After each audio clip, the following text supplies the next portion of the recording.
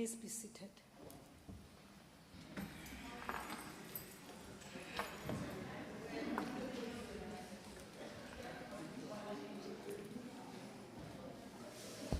Honorable members,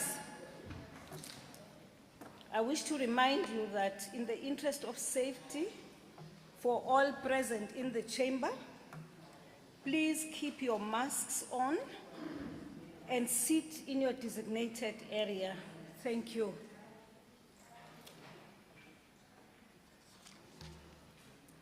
The first item on today's order paper is questions addressed to the Deputy President.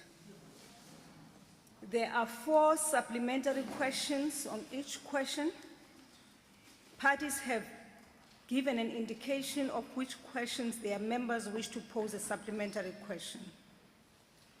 Adequate notice was given to parties for this purpose. This was done to facilitate participation of members who are connecting to the sitting through the virtual platform.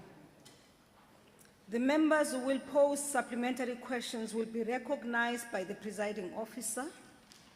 In allocating opportunities for supplementary questions, the principle of fairness, amongst others, has been applied.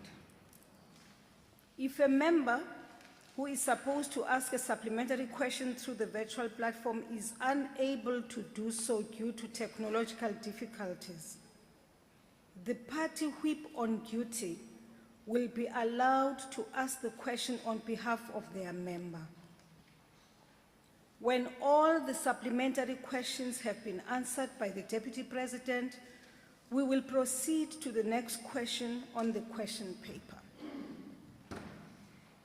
Members asking supplementary questions or raising points of order may remain seated when doing so. The first question has been asked by the Honorable L.E. Mulala to the Deputy President. I've been informed that the Deputy President will be answering questions from the chamber, as you can see. The Honorable Deputy President.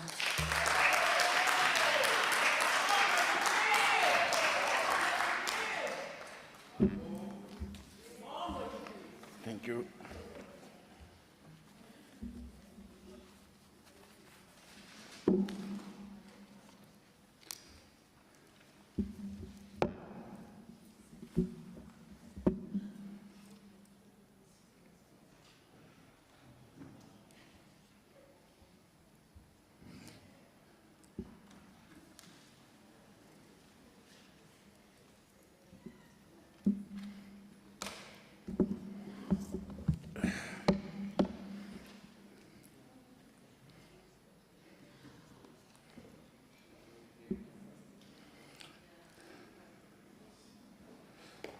you. Thank you, Honorable Speaker. As government, we have created a regulatory environment that is very conducive to opening up the market for alternative power generation producers.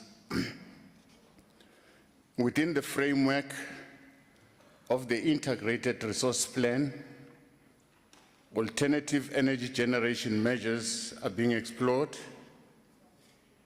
and implemented to augment electricity supply and improve the stability of the grid.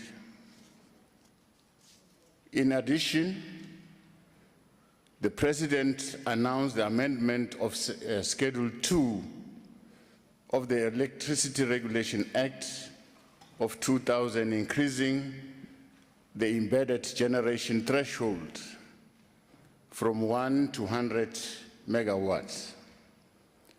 In this regard, Honorable Speaker, the Department of Mineral Resources and Energy has amended the electricity regulations of new generation capacity and has adjusted, has put together processes that should be followed to ensure the requests by municipalities for own generation are speedily attended to. Currently, Honorable Speaker, 292 small-scale generators have registered with NERSA and have the total generation capacity of 187 megawatt. The Independent Power Producers Office is processing offers by independent power producers for approval by ESCOM and National Treasury. Furthermore, the Minister of Mineral Resources and Energy has issued determinations on the required new generation capacity in concurrence with NERSA. The determination made resulted in the procurement of 7,309 megawatt from renewable energy. Most of these power plants are already operational, with less than 400 megawatts still under construction. We can report, Honorable Speaker, that the following achievement has been made. Preferred bidders for 2,600 megawatts for renewable energy, known as bid window 5, were announced in 2021 with the financial close plan for April 2022. The request for our proposals for 2,600 megawatts of renewable energy under bid window 6 is scheduled for release this end of March. Request for proposals for 513 megawatts of battery storage is scheduled to be released by the end of April this year. Request for proposals for 1,600 megawatts of renewable energy under bid window 7 will be issued in August 2022. However, we must make the point that ESCOM's load shedding is not as a result of limited market role for alternative power generation, but mainly as a result of breakdowns encountered from the old and aging power generation infrastructure. The ESCOM political task team continues to provide support to ensure that ESCOM meets its obligation of providing electricity. This support includes ensuring that ESCOM, in the short term, is able to implement credible and transparent national maintenance program to ensure that power generation plants operate at optimal level to reduce negative impacts of electricity supply disruptions. Collectively, Honorable Speaker, these measures are aimed at addressing the current load shedding and future power generation needs. I thank you, Honorable Speaker. I've been informed, honorable members, that Honorable MJ Volmarans will take charge of the question in terms of Rule 137, 10A from the chamber.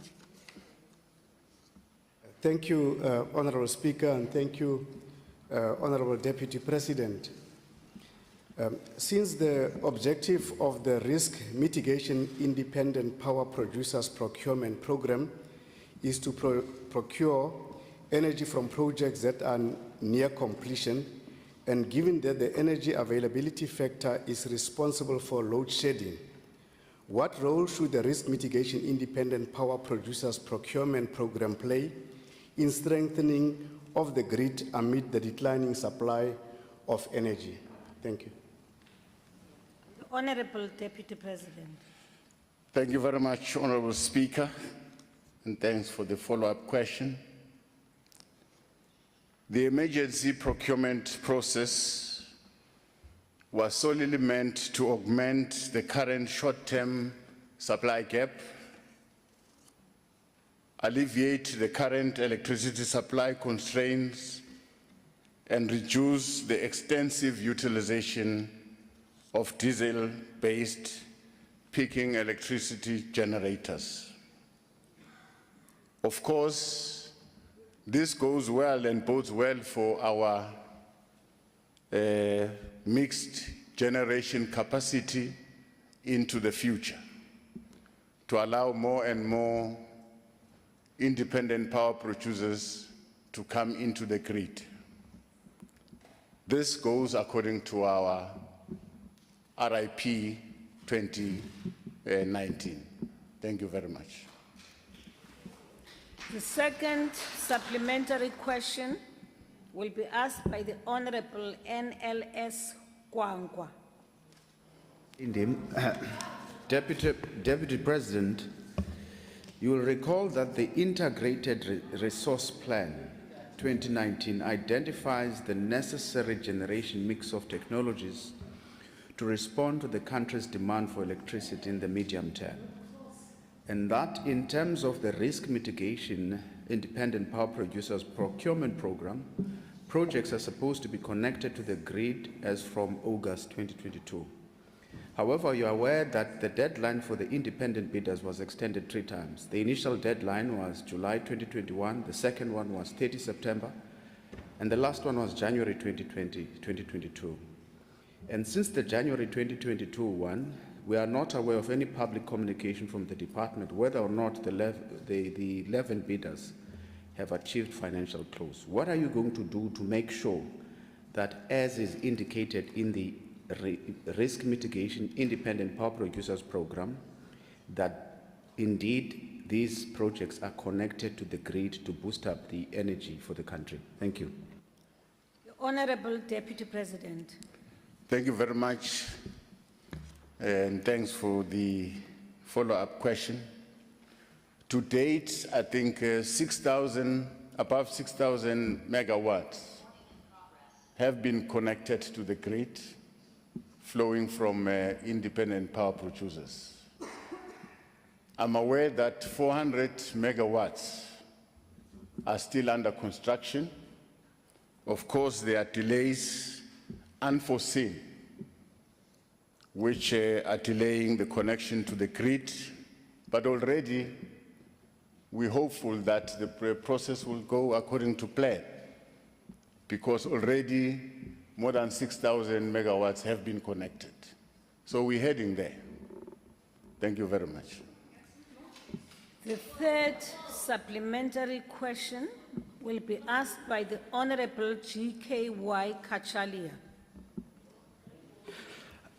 Clearly, the market needs to be opened up to help resolve our electricity crisis, and note that in this regard, the RMIPP has been postponed for the 3rd time. And part of this solution involves gas to fill the gap currently plugged by expensive and dwindling diesel supplies. Now, given that we missed the boat in securing a gas block in Mozambique, and that the ANC is sitting on the upstream bill, which would remove some aspects of ministerial discretion, thank God, can the Deputy President shed much needed light on the prospective deals between Russia's Gazprom Bank and Azerbaijan's SOCAR and the CEF to build a 7 billion rand natural gas to electricity plant at Kucha, which incidentally has no pipeline and will cost 50 million. Is this perhaps a replacement for the nuclear deal that the Cape High Court deemed unlawful and is now part of a suite of Russian investments in other provinces, which may explain our dismal stance on Russian aggression in the Ukraine? Will you please raise your question? The Honorable Deputy President. Honorable Speaker, I'm not aware of these projects, especially those that are Russian connected. Not aware. I'm not aware. I'm not aware of those projects. Yes, especially. The only thing I can confirm, honorable members, is that discussions between our minister here of minerals resources and Mozambique are quite advanced in terms of gas that we should transport from Mozambique to the country. I can safely say that we have reached an agreement. Thank you very much.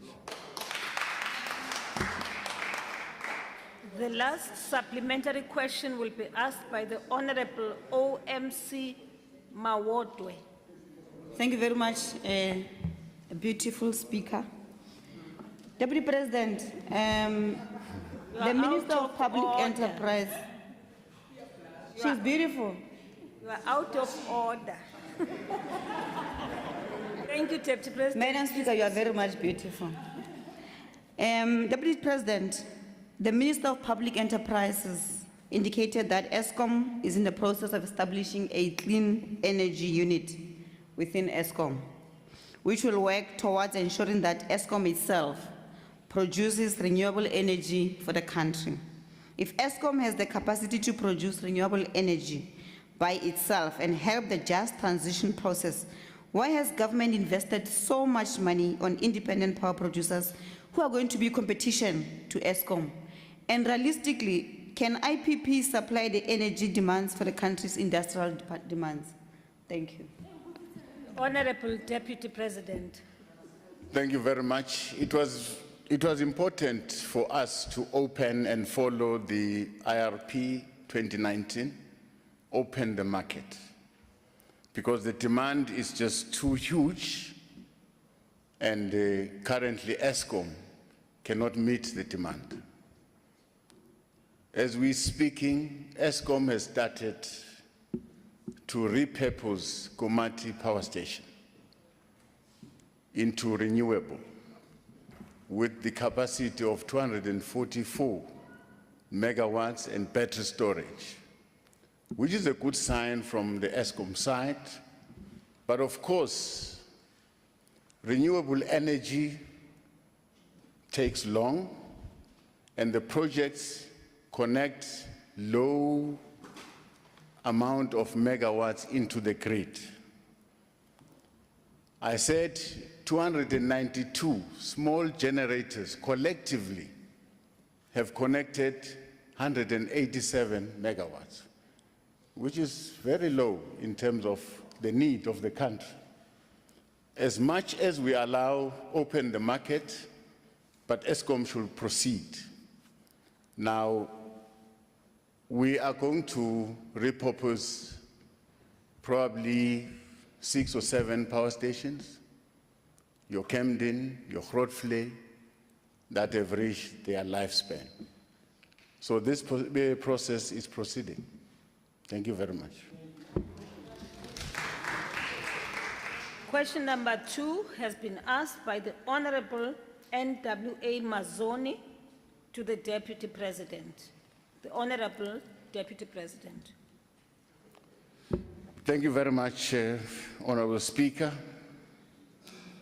Indeed, on the 10th of March this year, we consulted the traditional and Khoisan leaders on progress made in the fight against the ongoing COVID-19 pandemic. We communicated to them the intention of government to lift the state of disaster as advised by the National Coronavirus Command Council, including calling on each sector to develop its own sector plan to continue fighting the spread of COVID-19. The traditional and Khoisan leaders, Honorable Speaker, expressed support for the work done by government in the implementation of the COVID-19 risk-adjusted strategy. The leaders also encouraged government to fast-track the finalization of amendments to the health regulation towards ending the national state of disaster. The leaders further committed to continue in partnering with government on the path of advancing efforts on communities vaccinating against COVID-19 pandemic and in the spirit of saving lives and livelihoods. In accelerating our vaccination program, we have consistently ensured that we also consult with our interfaith leaders to solicit their inputs and access places of worship to promote vaccination. In our view, these consultations, which are not only with the traditional and Khoisan leaders, have reaffirmed South Africa's strength of working in partnership with various social partners for the common good of our country. The success we have achieved in bringing down COVID-19 infections, hospitalization, and deaths is due to strong partnership with various social formations and communities. We must, Honorable Speaker, thank the private sector, thank organized labor, our civil society, sports federations, athletes, artists, and cultural workers, as well as all vaccine ambassadors who gave time and resources to partner with government in the fight against COVID-19 pandemic. I thank you. The first supplementary question will be asked by the Honorable N.W.A. Mazuni. Thank you so much. Good afternoon, Deputy President. Deputy President, let me start out by saying I could not wait for my vaccine. I was the first person in line. I was the first person to have my second vaccine, and I've had my booster. Good. I am a very big believer in science, and I know we can't force anyone to believe it, but I believe in it, and if I could, I would shout it from the rooftops that we need our vaccine. And it's something that I have to actually applaud government on when I turn on an SABC channel, that there are adverts about the vaccine telling us that the vaccine is safe. We know that the vaccine is safe. But I can't believe I'm going to utter these words, because for me, I'm so sick of hearing about commissions and command councils and things like that. But I honestly think that it's time that we have a commission of our traditional leaders and our elders who go around to areas where younger people... What is your question, Honourable Member? My question, Madam Speaker, is would the President, Deputy President, consider having a commission that would go around, made up of the elders of the Khoisan and traditional leaders, to go to the areas and explain how safe the vaccine is and why it is so important that people have the vaccine? Honourable Deputy President. Thank you very much. I think we have started the process with traditional leaders. We started last year as we're trying to push very hard to reach our target in December. We're together with traditional leaders, interfaith leaders, as well as traditional healers. They all agreed to partner with government to encourage our people to vaccinate. I think we should continue that way. Probably putting a commission would be too expensive, another structure again. But it's very easy to work with traditional leaders to go to their communities, go to where people live. These traditional communities, they are willing to take up these vaccines. So the strategy now is to take the vaccines to our people, where they live. Thank you very much.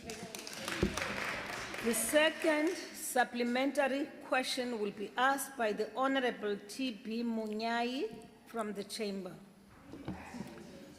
Thank you very much, indeed, the Honourable Speaker, for the opportunity. And thank you, His Excellency, Honourable Deputy President Mabuza, for answering the question.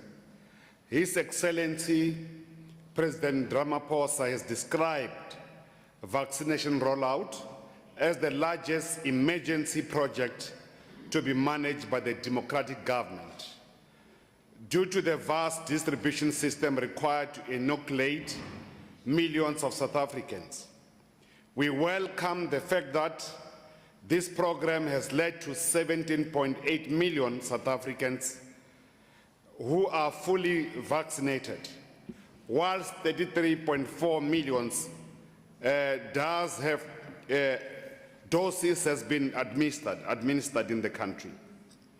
As the chairperson of the Interministerial Committee on COVID-19 vaccine, what capabilities has this program built in our healthcare system?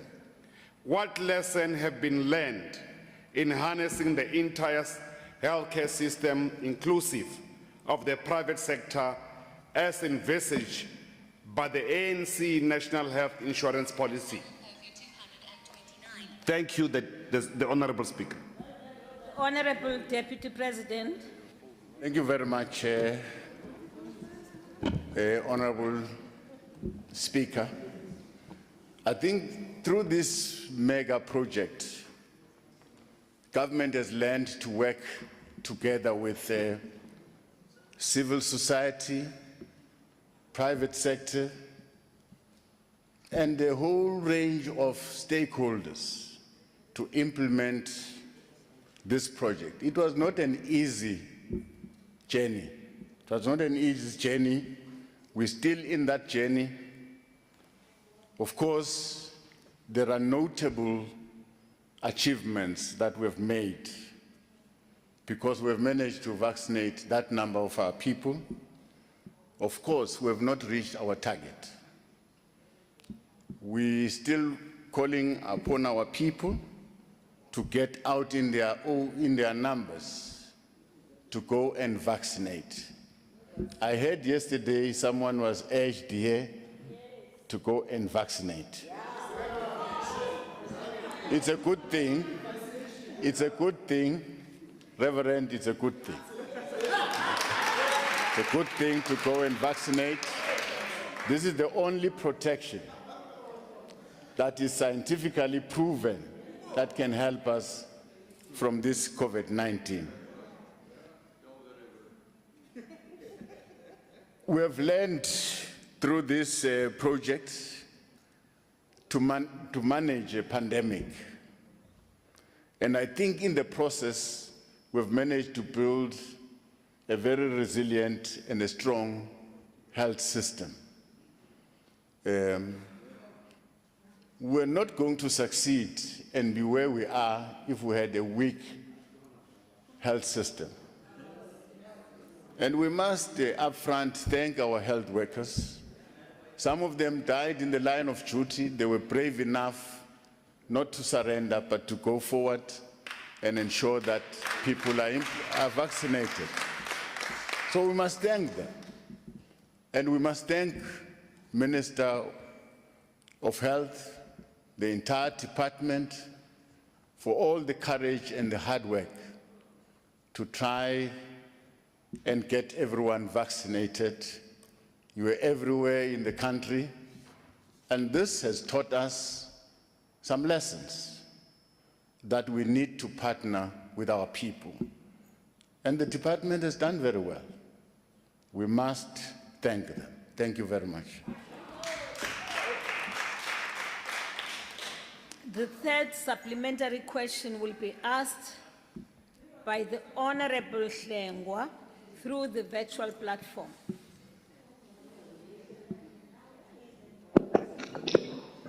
Thank you, Madam Speaker. Deputy President, together with the entire ministerial committee, what discussion you have had with the Amakosi in the KZN province regarding funding, logistics, planning, and public education for accelerated rollout for the COVID-19 vaccination? I thank you. The Honorable the Deputy President. Thank you very much. Our meeting with the traditional leaders and Khoisan leaders in KZN was a very successful meeting. And I must say, we must thank the province of KZN, provincial government, because what we found out there is that they are working with the traditional leaders. They are carrying out programs together. And some of the programs were led by Ingonyama, the late Ingonyama himself, and the entirety of the family of traditional leaders followed. They are doing very well, they are partnering with government, and they are prepared to go an extra mile. In the midst of the COVID-19 waves that we have gone through, KZN was amongst those provinces that were very hard hit by COVID-19. And through that partnership with traditional leaders and interfaith leaders, they managed to pull through. Of course, with the number of people that were lost. And we must thank the traditional leaders, their partnership with the government of KZN. In Limpopo, the same. In Mpumalanga, the same, where I went. And finally, I went to the Northern Cape, is the same. So traditional leaders are on board, and they're prepared to work with government. Thank you very much.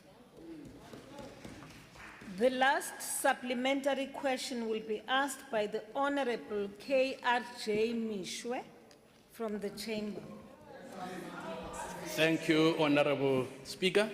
Deputy President, people lose trust in government for a number of reasons, including lack of transparency, telling half-truths, and unfulfilled promises. Early last week, you met with religious leaders to discuss matters around COVID-19 and vaccinations, but did not inform them that churches with more than 1,000 members meeting indoors would be required, according to the latest draft National Health Act regulations, to ensure that those attending have a vaccination certificate. Such an omission has left these leaders feeling betrayed by government. My question is whether or not you discussed this requirement when you met with the National House of Traditional and Khoisan leaders. And if so, what was the reason for not raising this important issue with religious leaders when you last met? Thank you. Thank you very much. Deputy President. Thank you very much, and I'm sure Honorable Reverend was not part of that meeting with the religious leaders.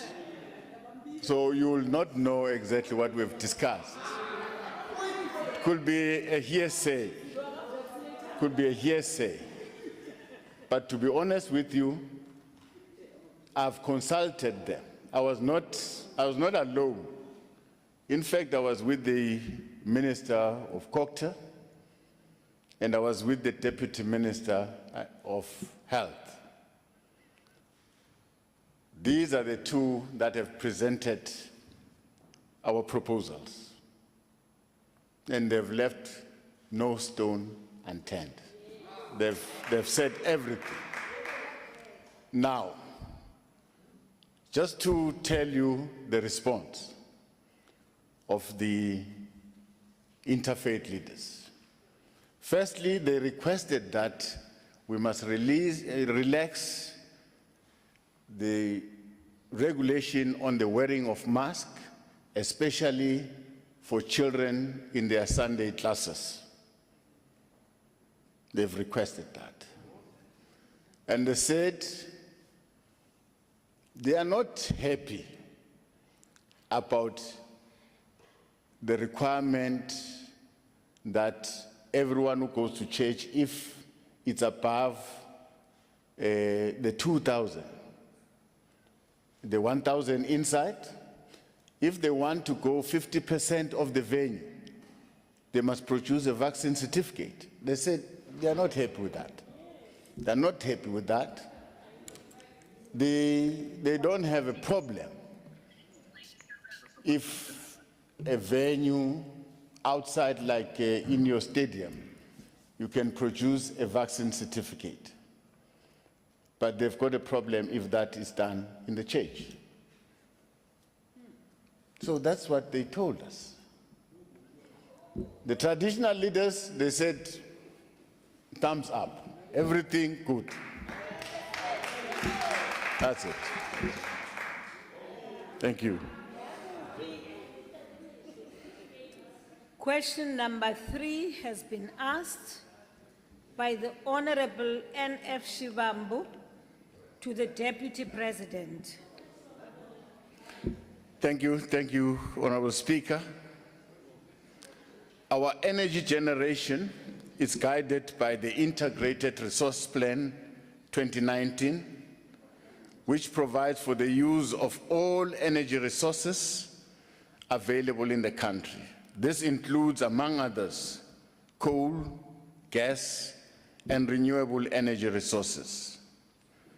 Currently, Honorable Speaker, there are no plans for the discontinuation of the use of coal, as 99% of South Africa's electricity supply is derived from coal, and 30% of our liquid fuels are derived from the same commodity, coal. Coal remains one of our largest natural endowments that will continue to form part of our energy mix in terms of the IRP 2019. Notwithstanding this fact, our country is committed to forging ahead a low-carbon growth plan that prioritizes environmental sustainability in line with our constitutional and international obligation. We need to ensure that we deploy new infrastructure, technologies, and solutions that enables us to adhere to the ambient air quality standards and protect the lives of communities from the negative impact of carbon emissions. Going forward, the RIP 2019 proposes the use of high-efficiency, low-emissions coal technologies. Government is currently working on other measures such as the Gas Utilization Master Plan and the Renewable Energy Master Plan. We're exploring the development of nuclear procurement framework as proposed in the RIP 2019. All these are part of the medium and the long-term plans in ensuring security of energy supply. Having said that, Honorable Speaker, it is important to point out that out of the entire fleet, there are planned optimized plant shutdowns that are aligned with the Integrated Resource Plan to balance capacity, environmental, social, and economic considerations. This is inevitable because, in the main, these plants are approaching the end of their lifespan and have become uneconomically unpredictable and very costly to run. 9 coal-fired power stations will be shut down by 2035, thereby impacting significantly on the reduction of generation capacity. From a power generation perspective, this is an immediate priority to address the issues of generation capacity losses resulting from the planned decommissioning of these power stations. Of course, the decommissioning of the existing coal-fired power plants will drive the demand for new capacity. As coal-fired units and stations are shut down, it is essential that new capacity is added to the grid to ensure energy security. In addition, the Department of Mineral Resources and Energy has tabled a plan for an additional 8,000 megawatts clean energy projects to be added to the grid over the next 2 to 5 years. This is a combination of greenfield renewables and gas projects, as well as repowering its existing coal sites as the coal plants shuts down. The cost of renewable energy technologies continue to decline as compared to when we started with bid window 1. And this will add generation capacity sooner and thus reducing the risk of load shedding. For example, solar projects now take between 18 to 24 months to complete, depending on their scale. Wind projects have a lead time of between 24 to 36 months, and gas requires 24 to 60 months to complete. Of course, that depends on the amount of megawatts that are being constructed.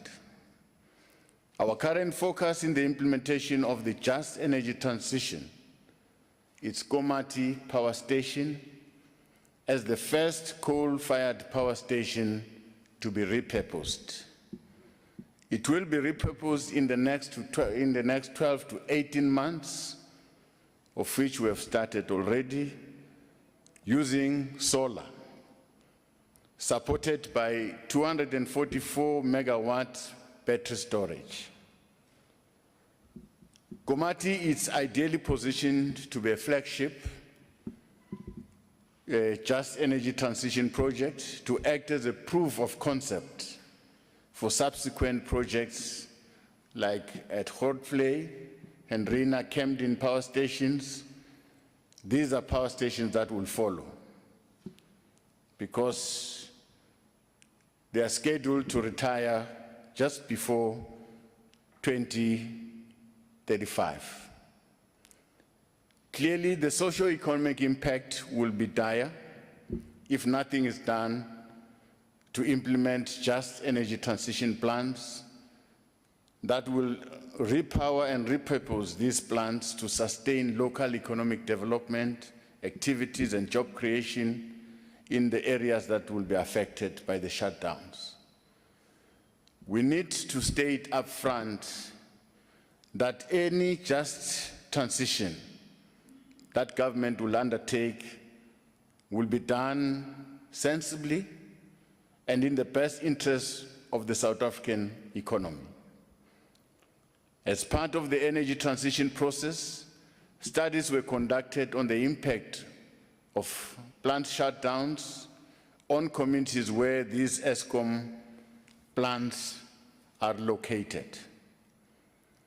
Studies based on the Integrated Resource Plan program demonstrate that 300,000 net direct, indirect, and induced jobs could be created over the next decade by investing in the cleaner energy program as described in the IRP 2019.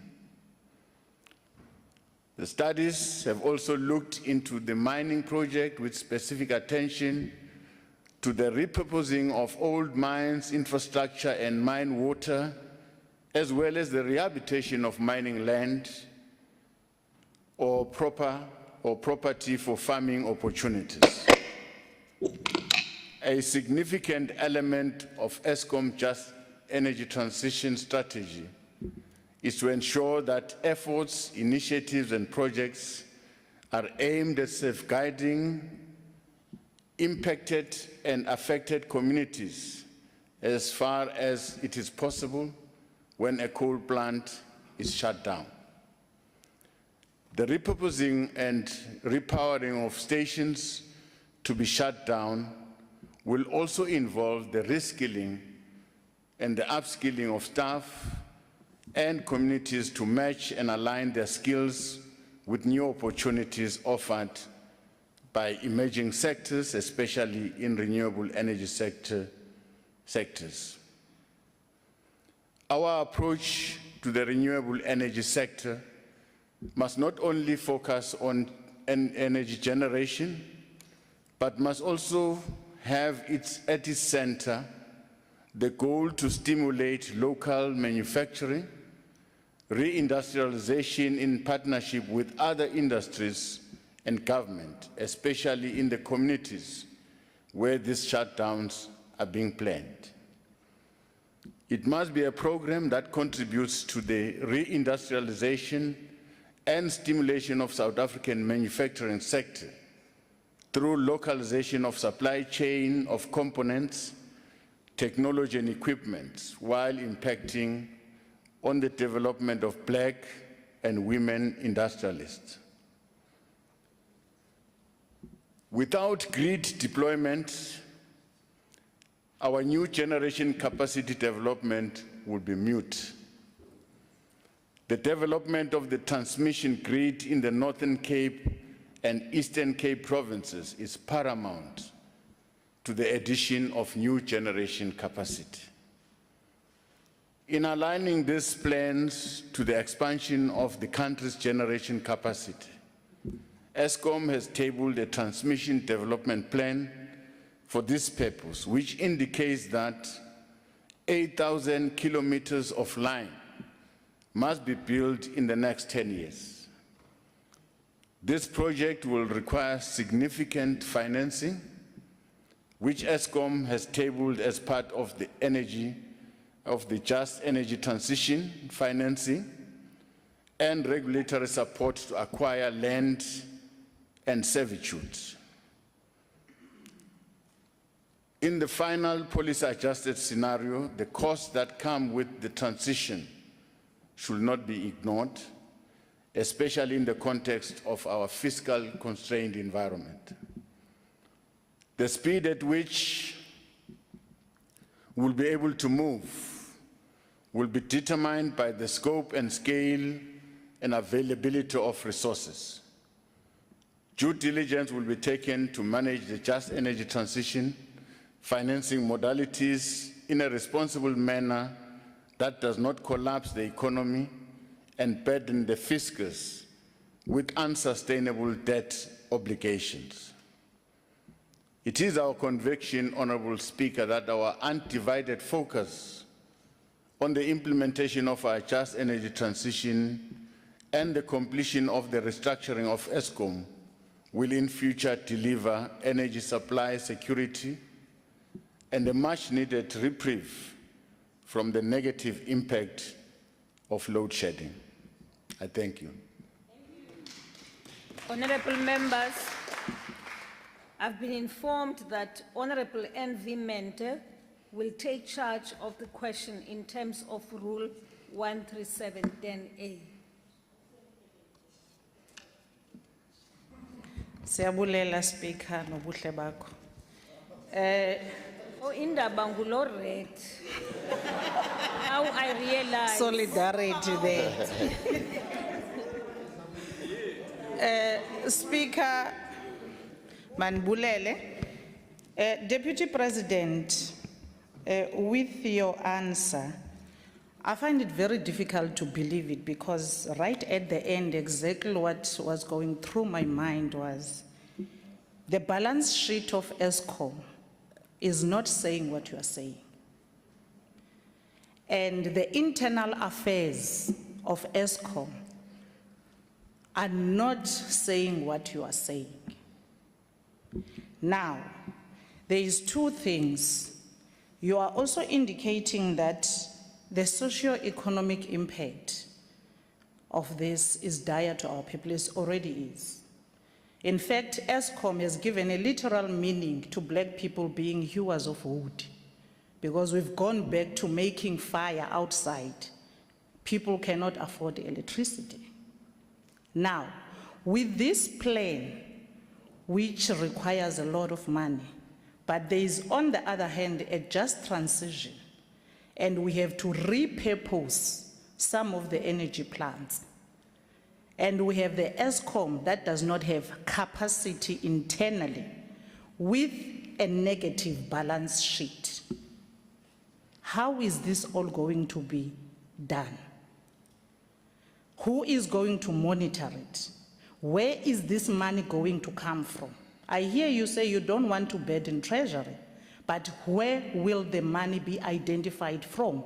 And who is going to get this electricity by 2035? Because right now, if you buy electricity for 50 rand, you get 10 units.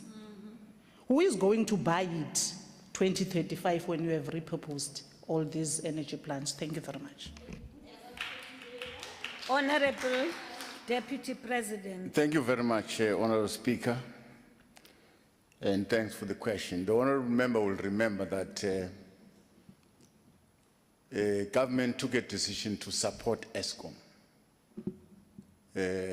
by giving ESCOM more or less above 219 billion over a span of 3 years. And we're still on that route. ESCOM will still continue to receive, for the next 1 year, will still receive its share, its support from government. But the Minister of Finance indicated that this is going to be discontinued.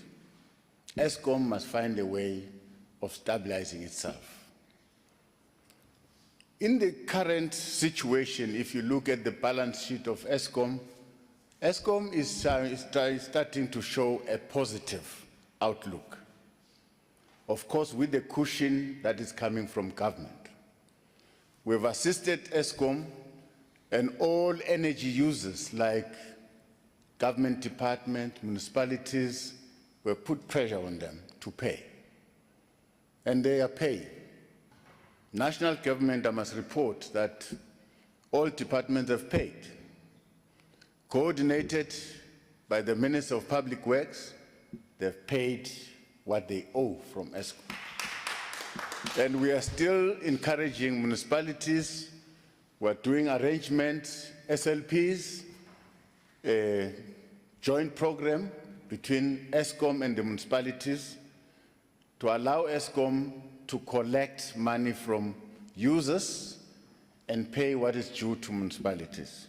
This is an attempt to try and get ESCOM back to its original form in terms of finances. Currently, ESCOM is doing this project in Komati, repurposing that old power plant into renewable. And ESCOM is doing it with its own money. And that process is happening. We might not be moving at the pace that we are envisaging, but we are getting there. We must also say, I've said it in the reply, that the renewables, when you look at the first bid window 1, the renewables were very costly to ESCOM. But if you look at bid window 5, the renewables are affordable to ESCOM.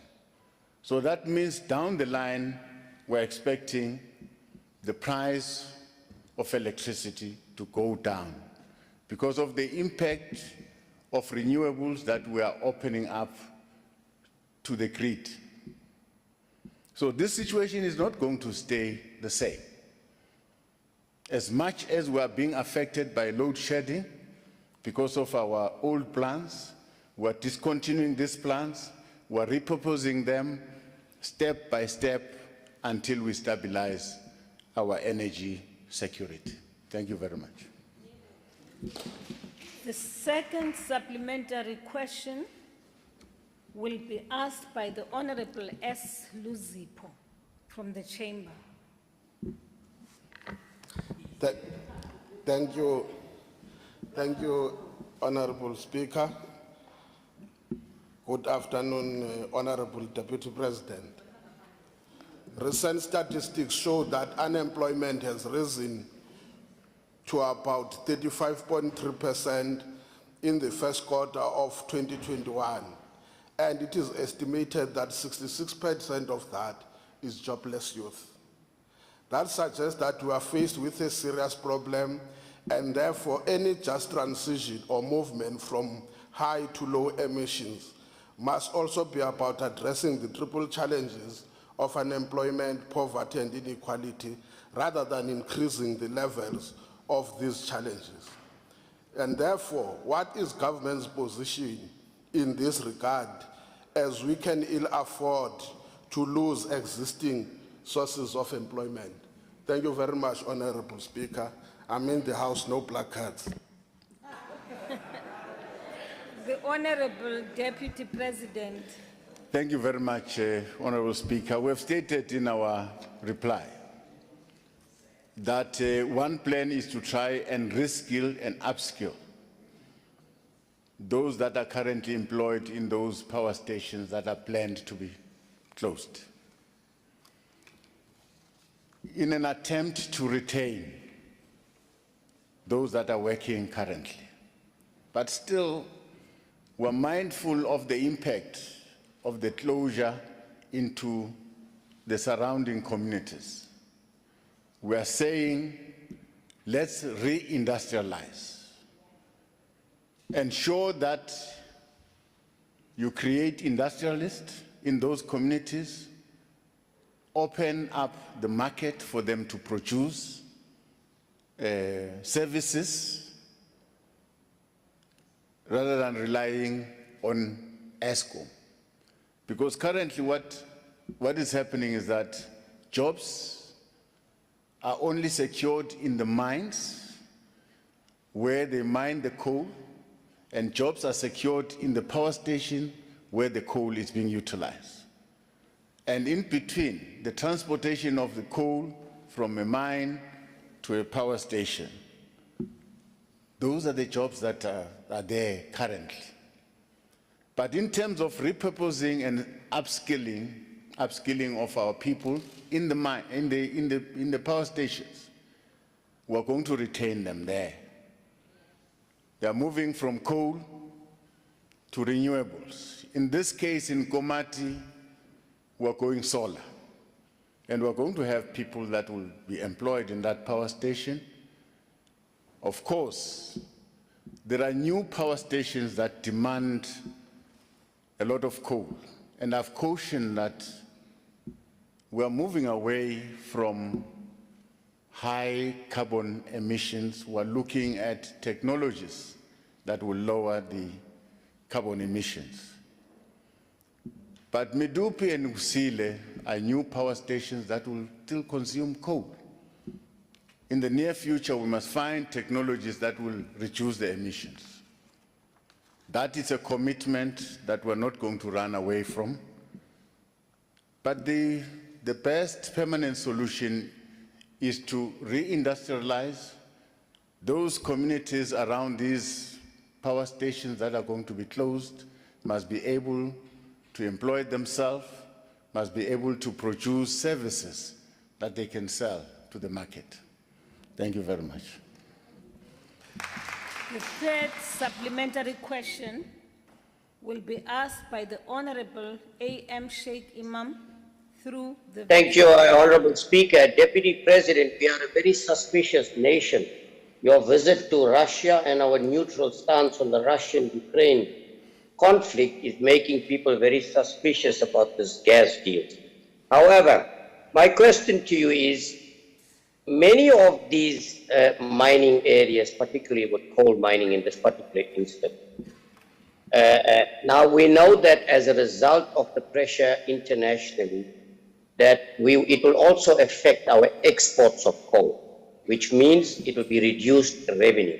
But very importantly, Deputy President, my concern is, and I'm going to give you an example of Atlantis in the west coast of the Western Cape, how it became a ghost town after the industrialization was reduced. What can we expect out of these areas surrounding these mines? Is there not a risk or a danger that they could also become ghost towns with high levels of unemployment and poor socio-economic conditions that our people will live under? Thank you. The Honorable Deputy President. Thank you very much. Firstly, we must remove this suspicion about myself going to Russia. It's purely a medical process. Purely a medical process. There's nothing sinister. There's nothing hidden. From here, I go to hospital. And from hospital, come back. Okay. Order, order.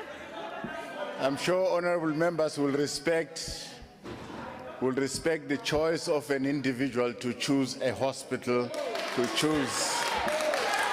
That's a choice. Thank you very much. Now the question. Order, honorable members. Oh, I've excited you now. Order. Now the question about the closure of these power stations and the surrounding communities.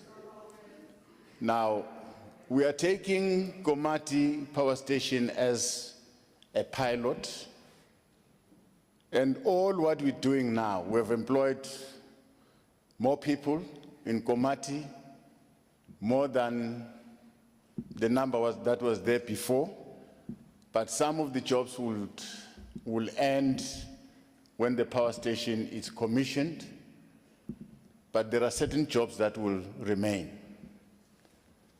Now, the plan about the community, as I said, the only permanent solution is to re-industrialize, reskill those people, allow them to be producers of services that they can sell in the market. Supported, of course, by government. Who knows? Probably these communities can produce solar panels that will be utilized in those power stations. There are a number of commodities that are going to be utilized in those power stations that we can open up the market for these communities to produce. But let's take Komati Power Station as a pilot, and we're going to improve from that one. Thank you very much. The last supplementary question will be asked by the Honorable W.J. Boshoff through the virtual platform. Thank you, Honorable Speaker, and Honorable Deputy President, thank you for the opportunity.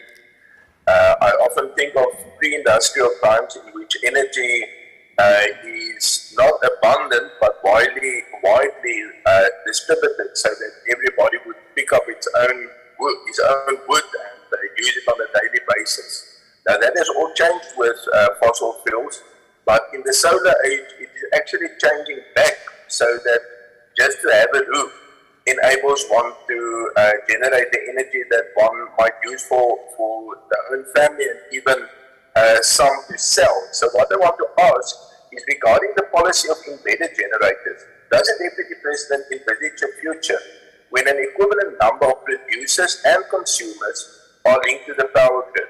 In other words, where virtually every consumer is also a producer of electricity, having a smart grid with the capacity to utilize the country's geographic spread and variety of weather conditions. Thank you, Honorable Speaker. The Honorable Deputy President. Yeah, well, Honorable Speaker, difficult to hear, but I think the Honorable Member is talking about the embedded energy generation.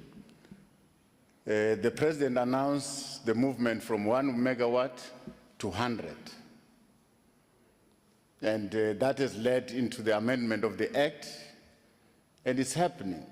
The sole purpose of that is to allow companies that that have the capacity to produce that energy to do so. But all that they must do is to register those operations with NERSA. That, in a way, is to try and allow companies to sustain their operations. They must not wait for ESCOM. They must not be disrupted by load shedding. They must be able to generate themselves if their capacity does permit. So we are trying to open up the market.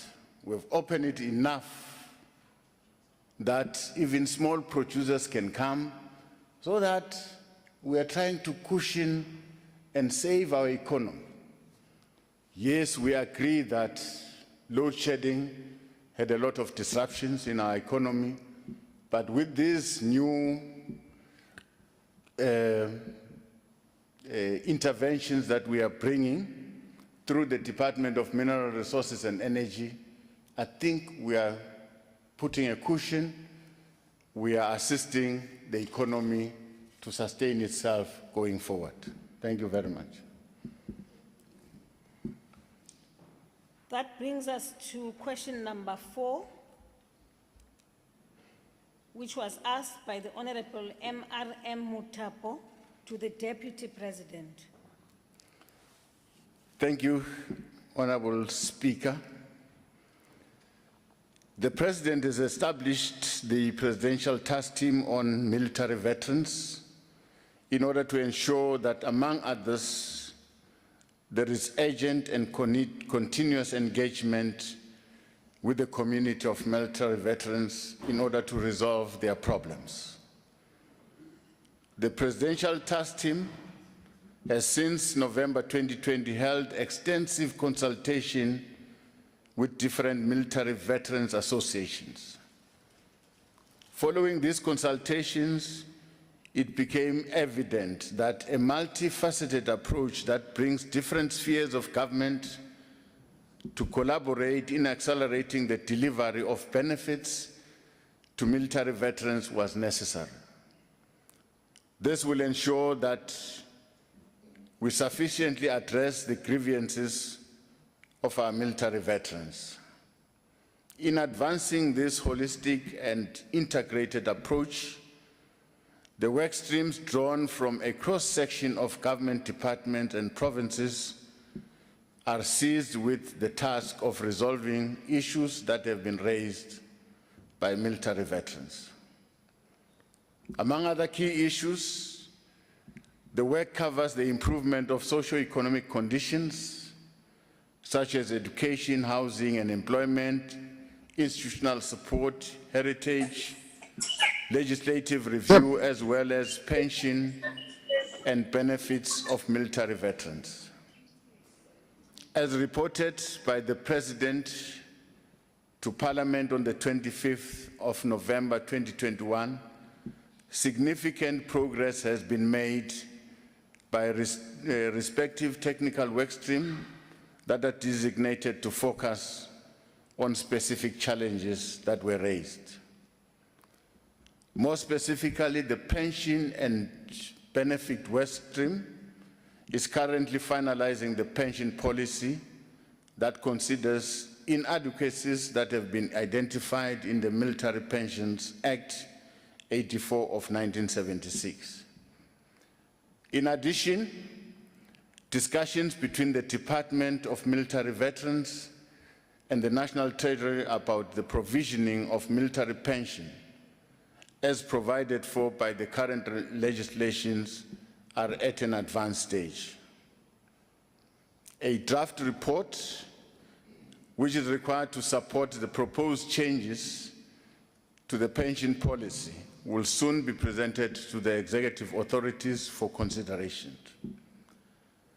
In relation to the proposed Military Veterans Amendment Bill, the Minister of Defense and Military Veterans has taken an approach that emphasizes the importance of an extensive definition of a military veteran, the qualifying criteria for beneficiaries, and the role and existence of the South African National Military Veterans Association as a body that manages the affairs of military veterans. The Department of Military Veterans is currently in a process of ensuring that all inputs of stakeholders are incorporated into the bill. Furthermore, as of March this year, the department has also started working with Government Technical Advisory Center in preparation for the costing of the implementation of the bill. Once all required processes like socio-economic impact, assessment system report, and certification by the Office of Chief State Law Advisors are completed, the bill will then be presented to the cabinet system for approval so that we can solicit public comments by the third quarter of this year. Thank you very much. The first supplementary question will be asked by the Honorable M.R.M. Mutapo from the Chamber. Thank you, Honorable Speaker.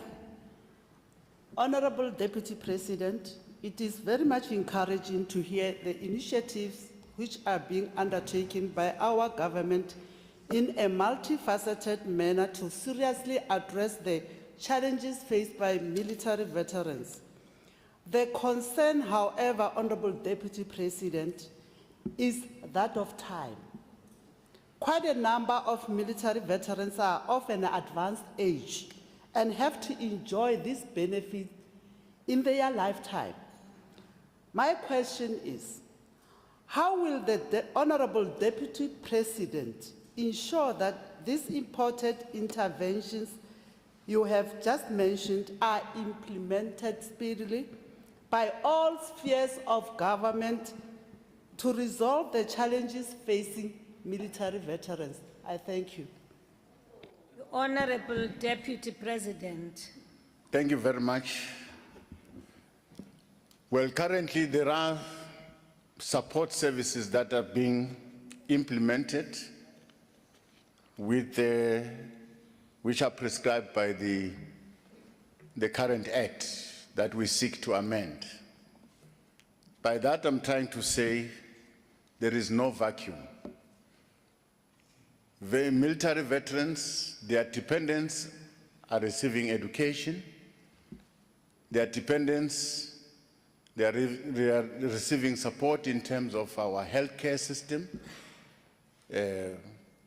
Military veterans are receiving housing as we speak, working together with provinces. Some provinces have gone ahead to support military veterans in terms of building bigger houses.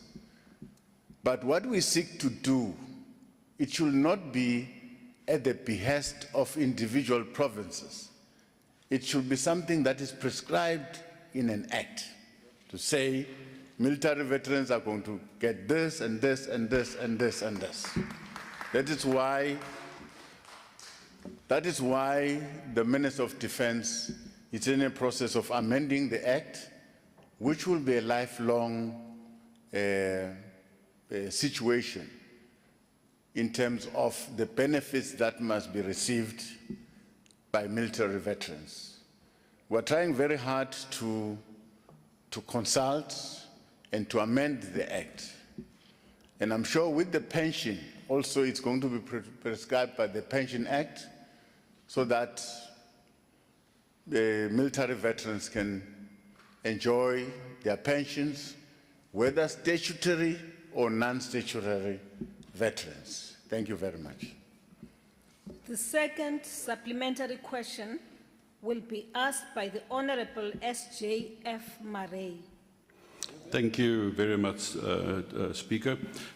Deputy President, let's be honest, amendments to the Act alone will not change the failures of the department, will not fill the vacant critical positions, nor replace the unqualified, incompetent and uncommitted staff of the department, which are the main causes of the plight of the military veterans. A skills audit company was appointed, but they were paid before the job was done.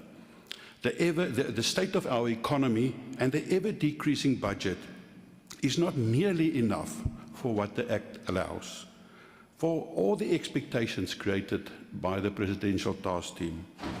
What are being done by the task team to address these challenges amongst many and to assure fair treatment of all statutory and non-statutory military veterans with the respect they deserve as part of all these changes and amendments? Thank you very much. Honorable Deputy President. Thank you very much. Well, right from the onset, when we were appointed by the President, the first problem that we encountered was the shortcomings in the Department of Military Veterans. And when we looked at that department, there were a lot of vacancies. The capacity of the department was not up to scratch. Now, there was no head of the department, of which currently we have appointed the head of the department, and trying very hard. We're trying to fill certain positions, but overall, we're looking at the organizational design of the Department of Military Veterans, whether this current design is fit for the purpose that it's designed for. Now, there's a work stream that is doing that job for us, and they're going to come with their own recommendation on how best to reshape the organizational design so that it can serve military veterans. That is one.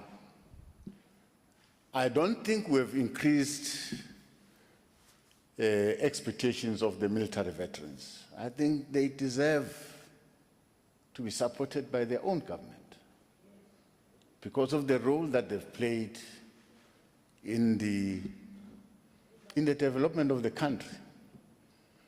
Yes, there are basic things that must be given to military veterans. They must have a pension. Whether those who are recognized as statutory forces, your former defense force, but we must also know that there were those, like the MK, who were not registered. They call them non-statutory forces. Those disparities must be corrected so that all of them can receive a pension. All of them their kids should be supported. All of them, they must have a subsidized transport because they are aging. They must also be supported in terms of their health. That is going to happen.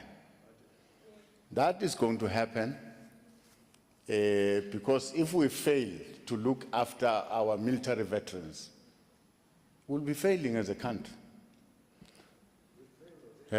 We are currently costing the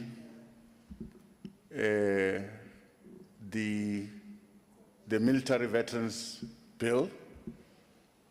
There are discussions between the Minister of Defense and National Treasury to look at affordability of all the proposals that we want to incorporate in the bill. This is a positive step. Of course, we've got a selection and a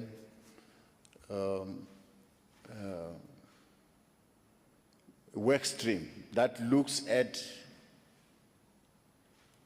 who is a military veterans, especially from those non-statutory forces. You will hear that there's noise there and there, but the work is proceeding, and finally all of them will be recognized for the contribution that they've played. So this has opened a new chapter in trying to formalize services that are given to military veterans. I think it was a good idea to create the Department of Military Veterans. It must be supported. Thank you very much. The third supplementary question will be asked by the Honorable N.R. Mashabela. Thank you, Speaker. Deputy President, when the integration process of the former soldiers of the liberation movement was completed in 2001, it was reported that 44,143 names appeared on the collective non-statutory force certified personnel register. Of this number, 15,805 were integrated into the defense force. 9,771 were demobilized, and 13,107 were neither integrated nor demobilized. The question is, does the government know what has since happened to those who were neither integrated or demobilized? And what are the risks that these abandoned soldiers pose to the country's security and rising rates of violent crimes? Thank you very much. Honorable Deputy President. Thank you very much. I think those who were not demobilized, those who were not integrated, the respective political formations know these cadres. They know them. In the case of MK, they know them. But we don't want to assume, that's why we've opened up this verification process, for them to come so that they can be verified and be registered formally so that they can access these benefits. That's the process that we're taking. As much as we know them, but we don't want to be conclusive, that is why we have set up this testing, this work stream to verify them, so that going forward we are quite certain that we are supporting the right people. Thank you very much. The last supplementary question will be asked by the Honorable MGE Hendricks through the virtual platform. Thank you very much, Honorable Deputy Speaker. Honorable Deputy Speaker, MK Apla Azanla and other combatants joined the SANDF but reached retirement age too quick to save for a house. The Defence Force has large tracts of land all over the country that can be allocated to them, even if it is just 300 square meters. We heard you talk about the many things we have to do to address their plight, and housing must not be excluded. The Navy in Simonstown has done so, identified the tracts of land that they're not going to need in the next 20, 30 years, and are busy to arrange that the land be given to former combatants, like I mentioned. So after Al-Jamaa raised the matter with the Minister of Defence in Parliament, will you, Deputy President, identify other land that is available to fast-track the availability of land for military veterans? The Honorable Deputy President. Thank you very much. Well, we've got a work stream that looks at the socio-economic status of our veterans.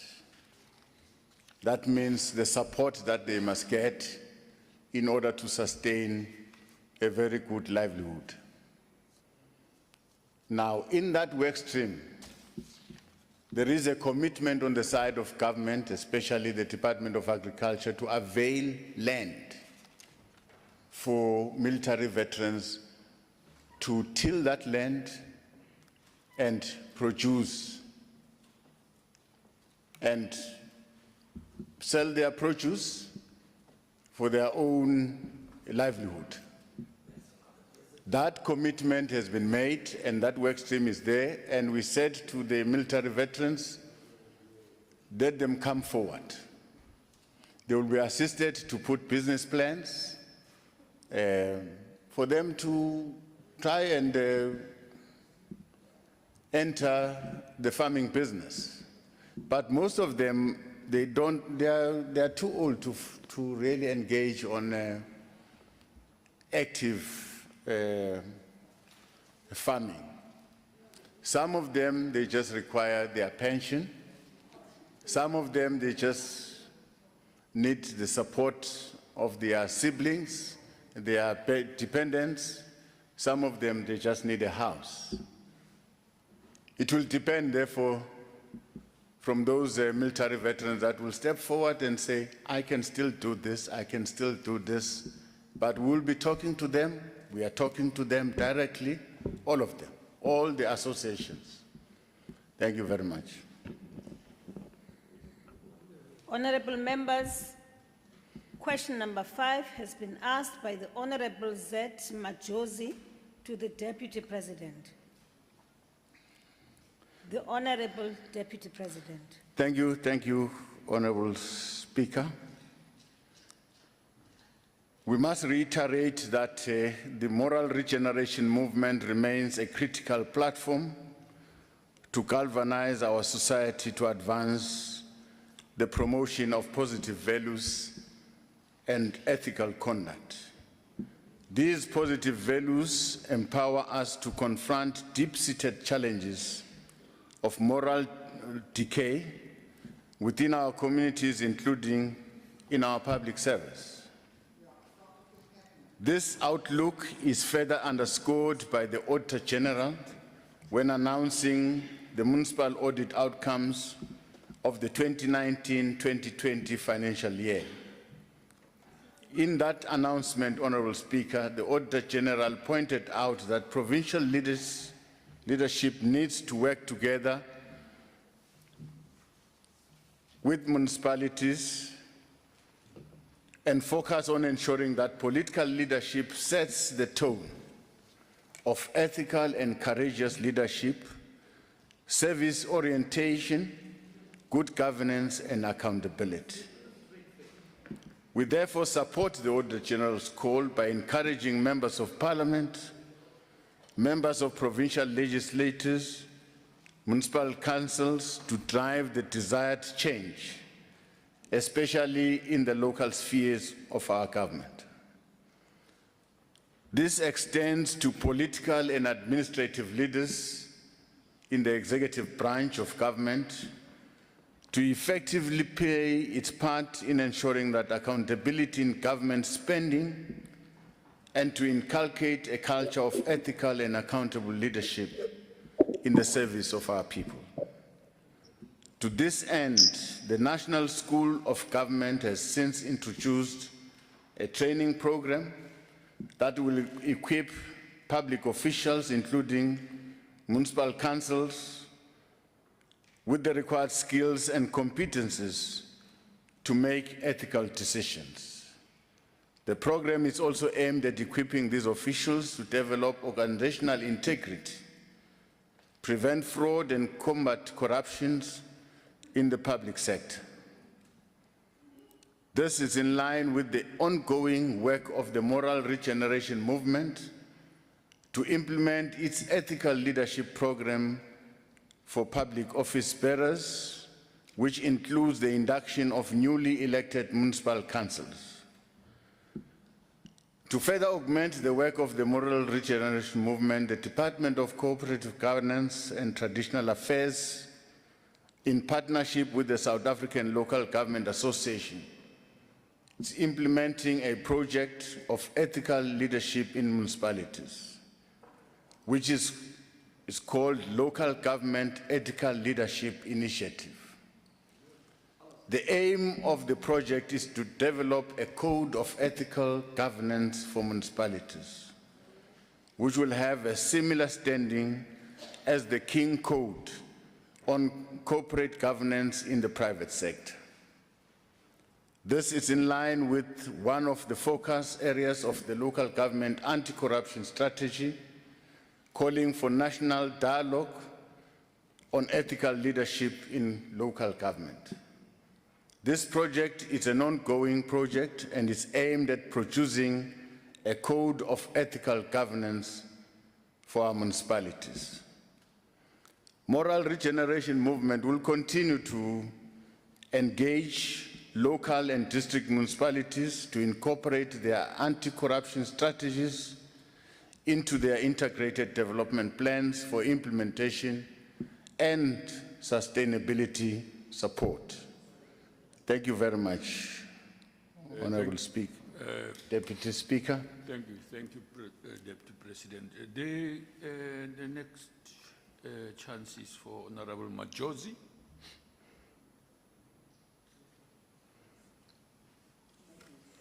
Thank you, Honorable Deputy Speaker. Honorable Deputy President, thank you for listing the successes of such collaboration, and we welcome any progress government has made in this regard. However, to ensure a better public service to the people of this country, we must understand the weaknesses so that there may be wider collaboration between all stakeholders. Take us into your confidence, Deputy President, so that we may all work together in achieving one goal of promoting moral values within our public sector. What are some of the difficulties that government is experiencing with the Department of Culture when reshaping the public sphere, and what specifically are some of the root causes of these problems within local government? Thank you, Honorable Deputy Speaker. Deputy President. Thank you very much, Honorable Deputy Speaker. Deputy Speaker, there are foreign tendencies that have crept in over time in our government system. And those tendencies are now seeking to threaten the moral standing of our nation. Corruption has become a problem.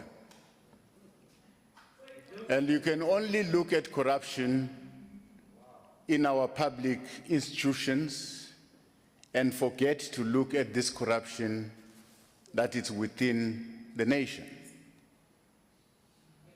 If you have got a good nation, a good society, you'll have a limited prevalence of these social ills in our public institutions. Therefore, it is important for all of us, as much as we try to assist our spheres of government, whether local, provincial, national. But remember that those people that are employed there comes from communities. Communities that are affected by all these social ills.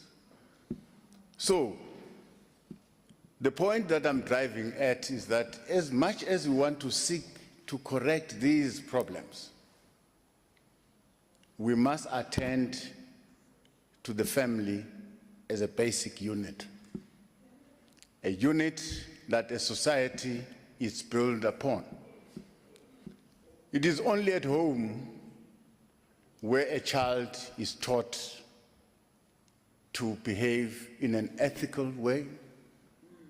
It is only at home that a child is taught to live amongst society members, to respect. Now, all that is an indication that our family unit is no longer strong as we expected it. Now, these children, these young people that are working in our institutions, they are from families. If they were well brought up, they were going to frown at corruption. They were going to frown at maladministration. Therefore, this is a societal challenge. It needs all of us to stand up and deal with it. This is the same as gender-based violence. This is the same as racism, sexism. These are social ills that must be dealt with, not by specific people, but by all of us. Thank you very much. Honorable Khadebe. Thank you, Deputy Speaker. Indeed, Honorable the Deputy President, there is a saying that charity begins at home. As such, I couldn't agree more with you with what you have just said. Now, Honorable the Deputy President, the institution of traditional leadership have a critical role to play on moral regeneration through entrenchment of cultural value system of Ubuntu. I'd like to get an understanding, how will this institution of traditional leadership strengthen its participation and contribution on moral regeneration through movement of cultural values. I thank you. Deputy President. Thank you very much. We are talking to traditional leaders. We've got a standing formal arrangement that has been supported by the President, identified a few ministers to really engage with traditional leaders. They've got their own challenges. That indicates that from the communities where they come from, there are bigger problems. First problems, the availability of land where they stay. All their communities, especially the traditional communities, are not productively engaged in farming, whilst they've got land that is in the custody of these traditional leaders. Land is being invaded. There are those people that are advocating land invasion, which is incorrect, undermining the leadership of our traditional leaders.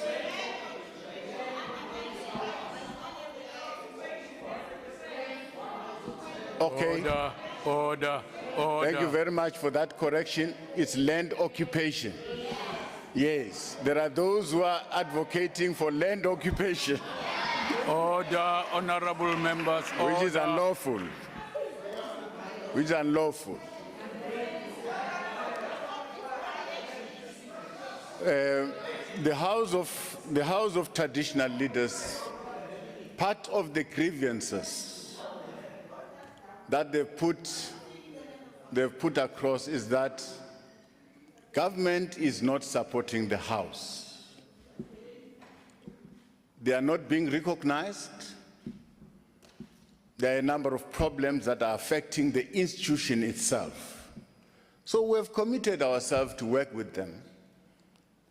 But we want to put traditional and Khoisan leaders at the center of our moral regeneration movement. We want to utilize traditional leaders to inculcate the traditional cultures which kept communities for so long together. We're all traditional, we're all coming from traditional communities, and we're taught certain cultures to live together, to respect one another. Now, this is what we want to achieve with traditional leaders, working with them, but also to fight all the social ills today, that all of us are now looking upon police to come and deal with these problems that can be dealt with by the community itself, by the society itself. So yes, this partnership that we're forging with traditional leaders, in the process we're going to resolve their problems, but we want to take them back to their communities so that they are respected and they continue to inculcate the good cultures that must prevail in any community, in any society. Thank you very much. Deputy President. Honorable Brent. Thank you, Deputy Speaker. Deputy President, to be honest, I don't think we can blame bad parenting for the tide of corruption in local government, and neither will training seminars help to fix this problem. There is a breakdown of the rule of law. Now, last week, the head of the National Prosecuting Authority appeared before the COGTA Portfolio Committee, and she admitted that very little progress has been made on prosecuting cases of serious municipal corruption. Despite billions in irregular expenditure in the past 2 decades, only a fraction of the people involved have been convicted of criminal financial misconduct. Even if the NPA was well-resourced, which we know it isn't, what we need is assistance of an independent body, So will the Deputy President support the DA's proposal of an investigative and prosecutorial body protected by the Constitution to do the job that the Scorpions used to do? Thank you very much. Deputy President. Thank you very much. Well, the question is appreciated, but I don't think when we're faced with a problem, all the time we create new structures. That's not a good way of, I mean, we are committing ourselves further and further. And all those structures will need money. So instead we must support the existing structures. Empower them. Empower them. They do work. They do work. So from where we're standing as government, when we went through the COVID-19, we created the Fusion Center, and we realized all the institutions that are meant to deal with corruption. They were collaborating, and we went through some of the people that were identified in those PPEs, corruption scandals, are brought to books. I mean, all those people who have been identified and they are being followed. Now, I'm trying to say, when we've got a problem, let's avoid creating more and more structures. I'm confident that the capability of our institutions can deal with these problems, with our assistance. It is not only the public sector that is corrupt. The public sector is being corrupted by the private sector. And the private sector and some people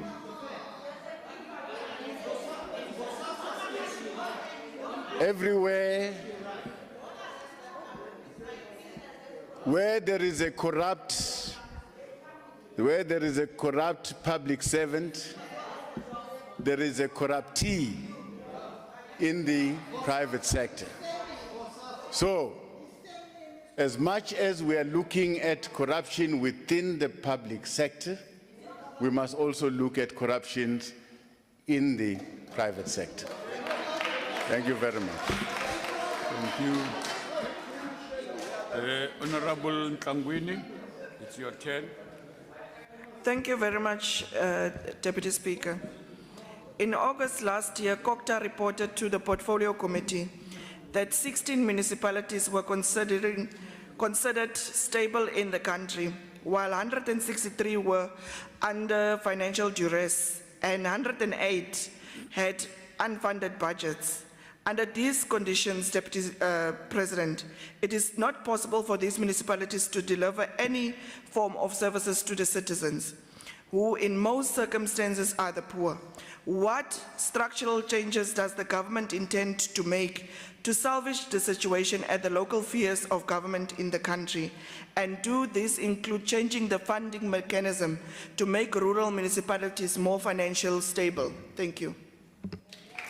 President. Thank you very much. Municipalities can be supported financially through their equitable share, but that is not sustainable. What is the role of a municipality? The role of a municipality is to deliver services at a cost. If they deliver water, the consumers pay for the water. If they deliver electricity, the consumers pay. Now, our municipalities, they don't collect the necessary revenue. And even if they collect the necessary revenue, there's a disjuncture. Revenue that must go to the maintenance of the infrastructure, that revenue goes to the payment of salaries. And we've got an aging infrastructure, there's water leakage. aging electricity infrastructure. There are mismatch in local government. So that is why we are requesting provincial government to assist and support municipalities in terms of making land available, put services on that land so that municipalities can sell the stands, can be able to put meters and bill.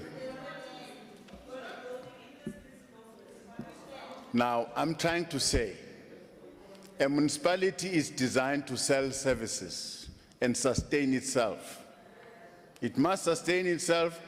Now, it should be preoccupied by increasing its revenue base, by ensuring that they allow more and more residents to come. There must be incentives that are created in the municipalities for people to pay, which our municipalities are not doing. They cannot, therefore, survive completely from the equitable share. With the equitable share, there are grants that are given to municipalities meant specifically for infrastructure, water infrastructure, electricity infrastructure, and even those grants are being diverted to salaries. It's unfortunate. Next question, number 6, is asked by Honorable Gulani to the Deputy President.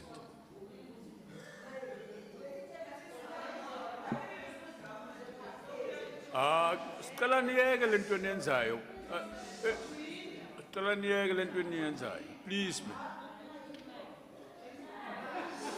Sicela niyeke le nto niyenzayo nonke. Please, can you be orderly? Go ahead, Deputy President. No, I'm expecting, is it a follow-up question? The next question. Yes, The last question question. number 6, yes. Okay, Yes. thank you. I thought I'm expecting a follow-up question. No, not Thank you very much, Deputy Speaker. As of the 28th of March 2022, we have administered 33.5 million COVID-19 vaccines to 20.9 million individuals, including 19.35 million adults, as well as 1.55 million children aged 12 to 17 years. This, Deputy Speaker, translates to 48.6% of adults having received at least one dose of the COVID-19 vaccines. The coverage is not equal across all ages, with more than 68% of people 60 years and above of age having been vaccinated, compared with only 35% in those between the age of 18 and 34. Of course, while reaching unvaccinated older people and providing ongoing protection to this group through provisioning of booster doses remains a priority.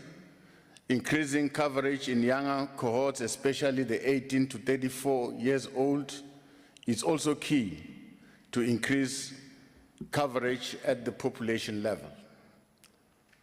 This strategy, which is protecting those that are vulnerable and increasing overall population coverage, it's important if the effects of any future waves are to be mitigated, especially given the easing of restrictions as announced by the President on the 22nd of March 2022. It is critical that more people are vaccinated in order to reduce the number of infections, especially the number of hospitalization and deaths associated with COVID-19 infections. This will also help a great deal to reduce the impact of any future waves. Poor demand for and uptake of vaccines remains the largest barrier to increasing vaccination coverage. However, we are encouraged by the efforts of a number of sectors of our society that have implemented policies and programs that are aimed at increasing the demand for and access to vaccination. Moreover, surveys as indicated by the CSIR have shown that many unvaccinated South Africans are not opposed to vaccination and are willing to vaccinate. In this regard, we are addressing identified structural barriers like bringing the vaccines closer to the people in order to address cost of getting to and from vaccination sites for those wanting to vaccinate. We do hope that more people will step forward and vaccinate so that we can move forward to full normalcy and open the economy to reverse the losses that have been caused by the impact of coronavirus. On the issues of workplace vaccines mandate, workplace, especially those with large numbers of employees, have actively